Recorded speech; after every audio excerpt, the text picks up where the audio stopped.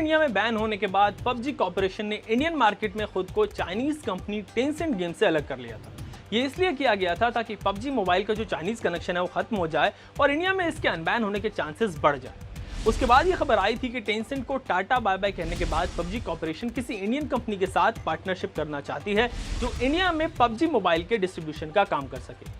जब ये खबर आई थी तो मैंने इस पर भी एक टेक टॉक वीडियो बनाया था जिसमें बताया था कि वो कौन सी इंडियन कंपनी हो सकती है जो पबजी के साथ आ सकती है, लेकिन उस वक्त कुछ भी कंफर्म नहीं था। पर आज इस खबर पर एक ऐसा बड़ा अपडेट आया है कि जिसका इंतजार पबजी फैन बड़ी बेसब्री से कर रहे थे।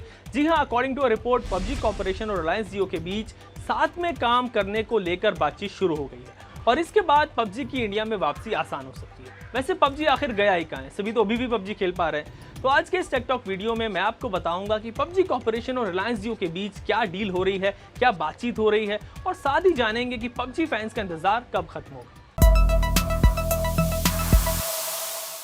तो खबर यह है कि पबजी कॉर्पोरेशन, जिसको पबजी के लिए एक इंडियन पार्टनर की तलाश थी, उसने रिलायंस जियो के साथ अपनी बातचीत शुरू कर दी है। पहले से ही लग रहा था कि पबजी और जियो के बीच पबजी को लेकर बातचीत हो सकती है और हुआ भी बिल्कुल ऐसा ही। According to a Hindu business line report, इन दोनों कंपनियों के बीच ये बातचीत पबजी बैन होने के कुछ दिनों के बाद ही शुरू हो गई थी और अभी ये शुरुआती स्टेज में है। रिलायंस जियो और पबजी कॉर्पोरेशन के ऑफिशियल्स एक प्लान वर्कआउट कर रहे हैं जिसमें इस डील के हर एस्पेक्ट को देखा जा रहा है। वैसे आपको याद होगा कि पबजी और जियो के बीच पार्टनरशिप की शुरुआत पिछले साल से हुई थी, जब जियो सब्सक्राइबर को पबजी लाइट में कुछ एक्सक्लूसिव रिवॉर्ड मिलने शुरू हुए थे और अब ये दोनों कंपनियां इसको फुल फ्लेजेड और परमानेंट पार्टनरशिप में बदलना चाहती हैं। ये सुनकर तो पबजी वालों को लग रहा होगा कि भाई उनकी जो दुआ थी वो कबूल हो गई और आगे भी सब कुछ ठीक रहा तो एटलीस्ट उनके तो अच्छे दिन आ ही जाएंगे। पबजी कॉर्पोरेशन और रिलायंस की लीगल टीम्स भी बातचीत में इन्वॉल्व हैं ताकि रेवेन्यू शेयरिंग पर बात की जा सके और कोई एक परसेंटेज डिसाइड की जा सके। हो सकता है कि 50-50 रेवेन्यू शेयरिंग हो, 50-40 हो या फिर किसी और टर्म पर बात फाइनल हो, लेकिन अगर बात यहां तक आई है तो it's a good news for PUBG fans. हालांकि रिलायंस जियो और पबजी कॉर्पोरेशन की तरफ से इस पर अभी भी कोई कंफर्मेशन नहीं है, पर शायद अगले कुछ दिनों में आपको इस पर काफ़ी क्लैरिटी मिल जाएगी। अब यहाँ पर बात आती है कि अगर ये दो कंपनी साथ आ गई तो क्या पबजी इंडिया में अनबैन हो जाएगा।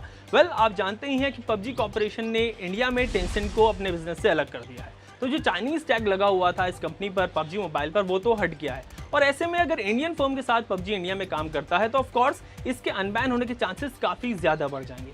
हालांकि कुछ दूसरे मैटर्स भी हैं जिनको पबजी कॉर्पोरेशन को रिजॉल्व करना होगा और जरूर रिजॉल्व करना होगा, जैसे डेटा सर्वर्स कहां पर होंगे, उनको कौन कौन एक्सेस कर पाएगा और जो पबजी कॉर्पोरेशन में टेंसेंट में 10% स्टेक है उससे रिलेटेड सवालों के जवाब भी पबजी कॉर्पोरेशन को गवर्नमेंट को देने होंगे और उसके बाद ही अगर गवर्नमेंट चाहेगी तो अपने डिसीजन को रिव्यू करेगी। तो आज के इस टेक टॉक वीडियो में बस इतना ही। आगे भी जो अपडेट्स इस पर आते रहेंगे।